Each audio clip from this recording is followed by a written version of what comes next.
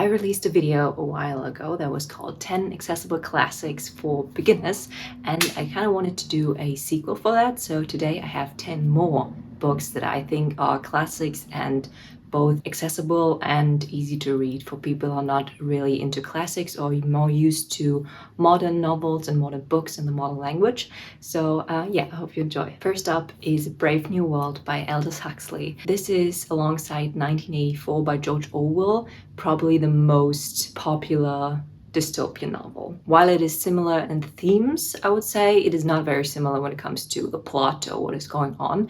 So in Brave New World, we live in a very futuristic society which is controlled by technology, genetic engineering. It is a very rigid caste system is enforced, and a lot of the people are being kept docile with a drug called Soma. And we follow characters that are kind of looking for this meaning and identity and someone, that is, being themselves and not just part of this huge big system where everyone is kind of similar and, the society wants them to be the same and nobody to step out of line. And we follow characters that are trying to do exactly that, to step out of line and to become their own person. And they'll, the book explores themes like freedom and control and utopias and dystopias and kind of finding one's own place in a world that is supposed to be the same. Next up, we have The Old Man in the Sea by Ernest Hemnigway,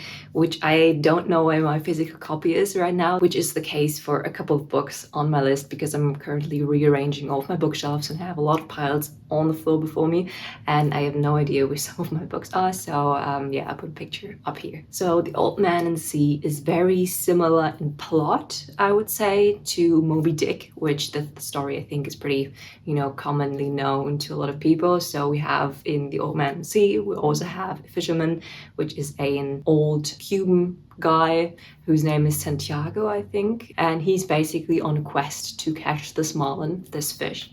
And it's a very short book. Any of the plot is pretty similar to Moby Dick or what I know from it because I haven't read it, but The Old Man in the Sea is very, very short. And the themes are, I think, a bit different. And we follow this man, Santiago, and a boy who sometimes, goes fishing with him. And it explores kind of human nature and the fight between humans and nature itself and pride and endurance. And it's my mom's favorite book. It's not my favorite book, but I also loved it. It's a very quick read and I think it's very accessible. And it's also a great introduction to Hemingway's writing. Next up is The Hobbit by Tolkien. And first of all, look at this beautiful and cute edition, German edition that I got. It's this very cute depiction of Smaug the dragon, which is not at all like in the movie, but it's pretty cute. And I mean, it's a children's book after all. So yeah, The Hobbit. I think when you compare The Hobbit to Lord of the Rings, this is way more easy to read. Lord of the Rings is also not very challenging, but this is way easier. I actually think that Tolkien wrote this as a book to read to his children. So yeah, and that's kind of how it reads. It's super cute.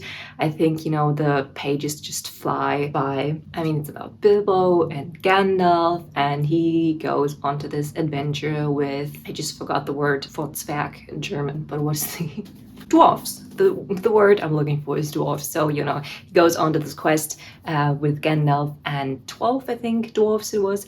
And he encounters elves and trolls and goblins. And I mean, this is one of the most wonderful stories I think ever written. And everyone should read this. I mean, the movies are great. I love them. But, this is kind of different. It hits the spot for me, at least. And when I first read it, I was just so content. Next up is The Stranger by Albert Camus. And this book is a grower, I would say. The language is super easy. The sentences are super short most of the time, usually consisting of like 4 words.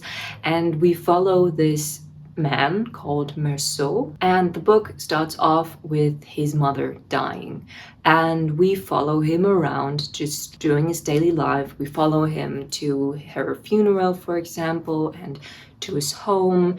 meeting a woman, and it's really just daily life. But what is weird about it is that he doesn't really have many feelings towards the death of his mother, and just in general he takes everything just very nonchalant, and then somehow he kills a guy and goes on to trial. And what is so interesting about him is that he doesn't seem to feel like everyone else. And I mean, this is one of the most important works of the, existential genre. And I think when you finish the book, I was like, I don't quite get it. But then I kept thinking and thinking about it, and it stuck with me for a couple of days, and it just grew on me. And this is super easy to read, and I think because it is such a renowned work and an important work in its genre, I think you should give it a go, because it's not very long, it's easy to read, and it will stick with you. In my first video on the 10 accessible classics, I chose Romeo and Juliet for Shakespeare. And today I want to recommend you another Shakespeare play, because this is actually my favorite, and it is Julius Caesar. In the last video, I recommended Romeo and Juliet because, everyone kind of knows the plot of it, so it's much easier to read. But Julius Caesar is so witty. I think it's one of the most easy plays by him to understand as well, because first of all, you kind of know the climax of the book anyway. I mean, Caesar gets stabbed, but so we kind of know what is going on. But the dialogue is so witty, and so many of some characters' monologues are so intelligent, and I just love reading his dialogues in this play. And I think it's not very long. There are so many passages which I just underlined and loved reading and keep on rereading. I regularly pull it out of my shelf and, reread the passages that I underlined and highlighted.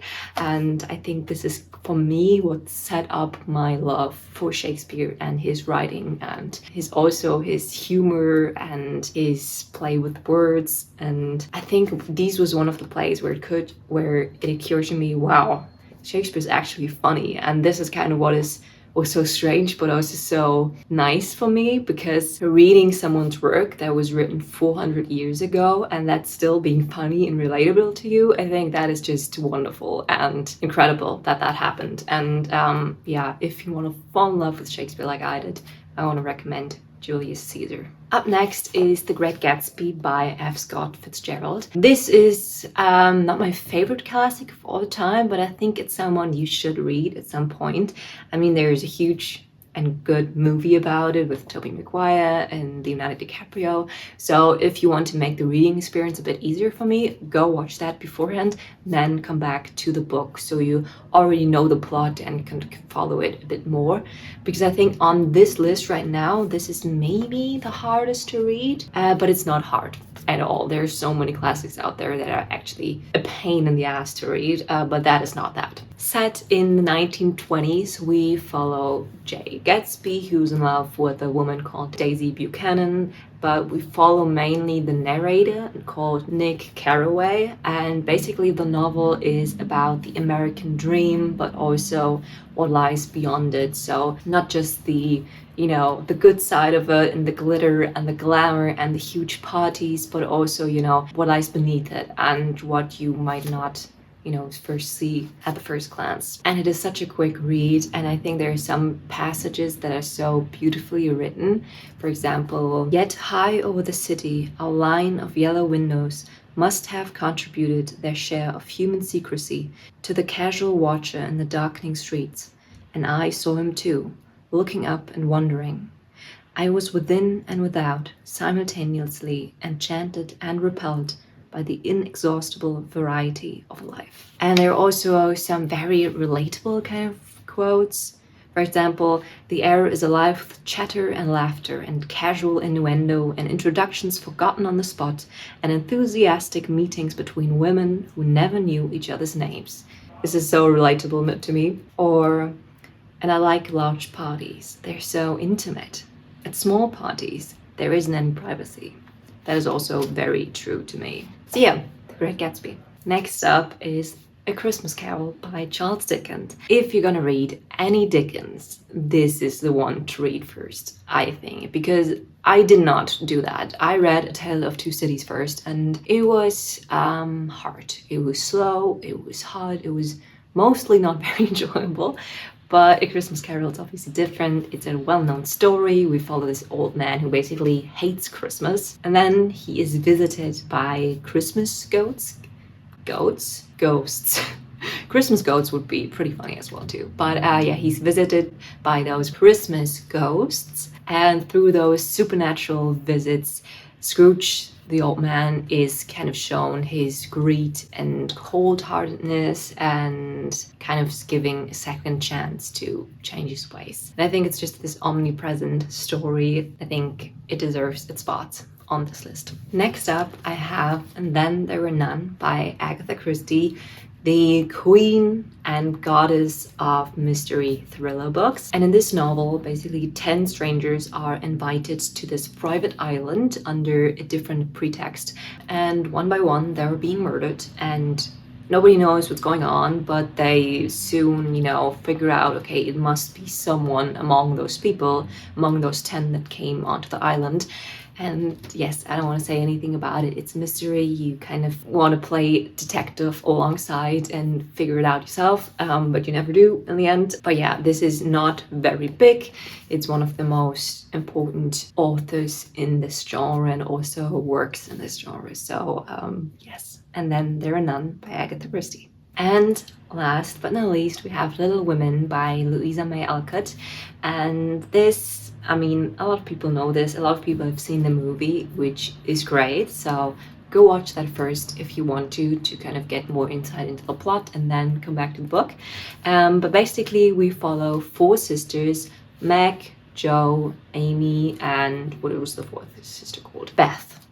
That's it. And we follow those 4 sisters' journey into adulthood. So basically from being still children to way into their adult life. And it tells the story of family and friendship and finding your place in the world and gender roles as well.